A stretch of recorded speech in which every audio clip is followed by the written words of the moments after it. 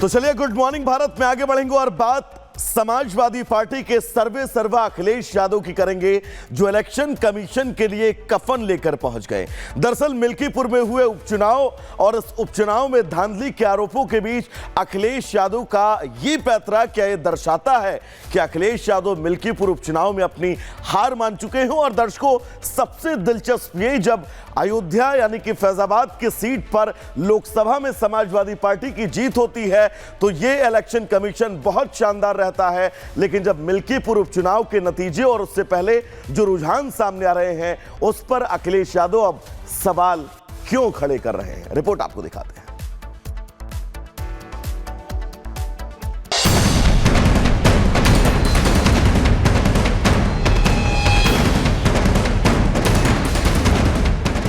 पांच फरवरी को दिल्ली के साथ यूपी की मिल्कीपुर सीट पर उपचुनाव हुआ। नतीजे 8 फरवरी को आएंगे। हालांकि नतीजों से पहले ही विपक्षी खेमे में हार का डर दिखने लगा है। दिल्ली में केजरीवाल की पार्टी से लेकर यूपी में अखिलेश यादव पहले ही ईवीएम का रोना धोना शुरू कर चुके हैं। यकीन नहीं होता तो इन तस्वीरों को देख लीजिए। समाजवादी पार्टी के सांसदों ने संसद के बाहर चुनाव आयोग के खिलाफ प्रदर्शन किया। सफेद कपड़ा लेकर प्रदर्शन करते हुए नजर आ रहे हैं अखिलेश यादव। इस सफेद कपड़े पर लिखा है चुनाव आयोग।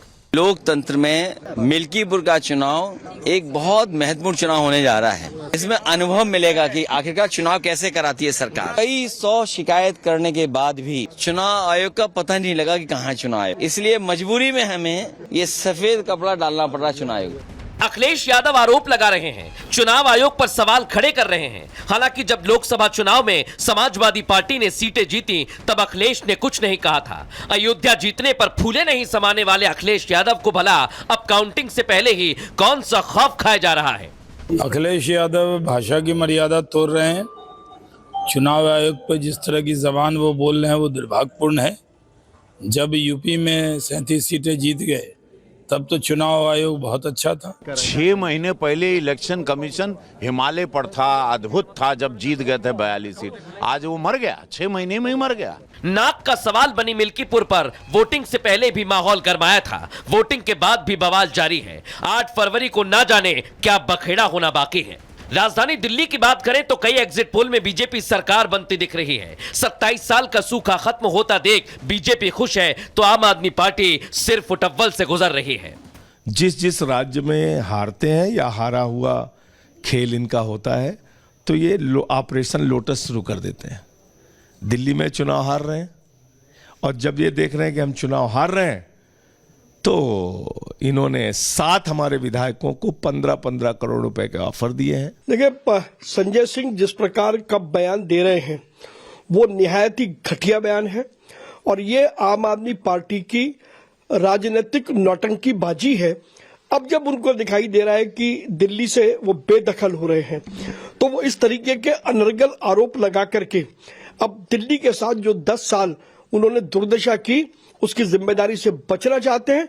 लेकिन दिल्ली की जनता अरविंद केजरीवाल को और आम आदमी पार्टी को और उसके नेताओं को कभी भी माफ नहीं करेगी। तो कोई पार्टी किसी को क्या पैसे ऑफर करेगी मुझे नहीं समझ में आ रहा है। हाँ, ये कह सकते हैं कि हमारे लोग जीत रहे हैं, उन्हें ये करना चाहते हैं, चलो मैं फिर भी बात मानूं। कौन जीतेगा क्या नहीं जीतेगा, ये इतनी घबराहट क्यों है आम आदमी पार्टी में, मुझे नहीं इस बात को समझ में आ रहा। नतीजों से पहले ही राजनीतिक माहौल गर्मा गया है। किसके दावे गलत साबित होंगे, किसके वादों पर जनता भरोसा करेगी, ये 8 फरवरी को ही पता चलेगा। Bureau report, Republic Bharat.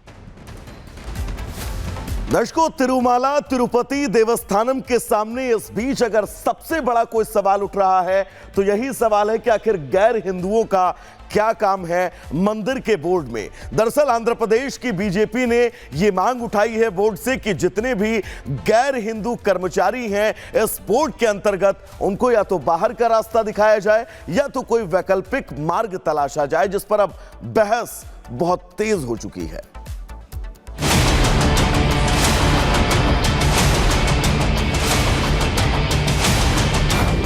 Devasthanam से बीजेपी की अपील, मंदिर बोर्ड में सर्जरी की मांग। तिरुपति मंदिर की देखरेख में लगे 18 कर्मचारियों को हटाए जाने का मुद्दा भी छिड़ा ही था कि आंध्र प्रदेश में बीजेपी ने देवस्थानम के समक्ष एक और मांग रख दी। इस घटनाक्रम के बीच देवस्थानम का यह कहना था कि मंदिर बोर्ड में काम कर रहे 18 गैर हिंदू कर्मचारियों पर धर्म के अनुसरण का संदेह है। ऐसे में मंदिर की पवित्रता के लिए फैसला जरूरी है। इस फैसले के बीच इसका जमकर विरोध भी हुआ, लेकिन अब आंध्रा बीजेपी ने एक नई मांग रख दी है। दरअसल बीजेपी की मांग है कि तिरुमाला हिंदुओं की आस्था और आध्यात्म का प्रमुख केंद्र है, इसलिए मंदिर बोर्ड को इसमें काम करने वाले कर्मचारियों की चयन प्रक्रिया में सुधार करना चाहिए और मंदिर में फिलहाल काम कर रहे लगभग 1000 गैर हिंदू कर्मचारियों की सेवा पर रोक लगाई जाए या फिर उन्हें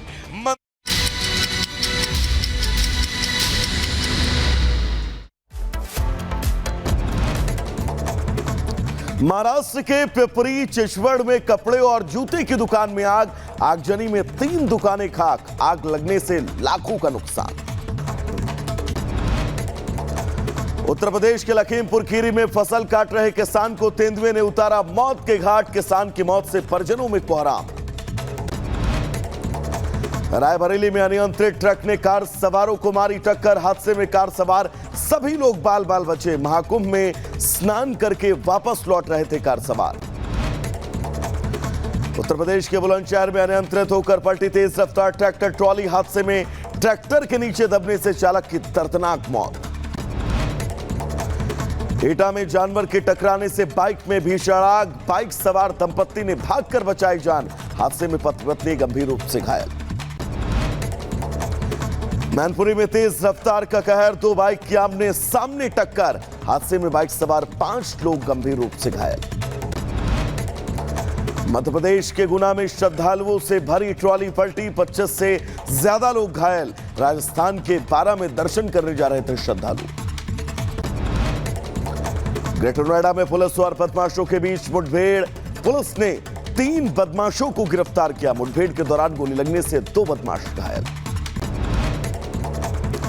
गाजियाबाद में गौ तस्करी से पुलिस की मुठभेड़, 2 गौ तस्करों के पैर में लगी गोली, आरोपियों के पास से गौकशी का सामान भी बरामद किया गया। रामपुर के बिलासपुर में जमीनी विवाद में समाजवादी पार्टी के नेता अनस खान पर कार्रवाई की मांग, एसपी ने अब इस पूरे प्रकरण में जांच के आदेश दिए हैं। मैनपुरी में दबंगों के हौसले बुलंद, तमंचा लहराने का वीडियो आया सामने, पुलिस ने आरोपी युवक के खिलाफ मामला दर्ज किया। उत्तर प्रदेश के बुलंदशहर में पुलिस का ऑपरेशन लंगड़ा जारी, मुठभेड़ के दौरान बदमाश अनस के पैर में लगी गोली, पुलिस ने तमंचा, जिंदा खोखा कारतूस और बाइक बरामद की। बलिया में जमीन विवाद में 2 लोगों का मर्डर, मौके पर पहुंचे डीआईजी ने मृतक के परिजनों से की मुलाकात, आरोपियों के जल्द पकड़े जाने का भरोसा दिया।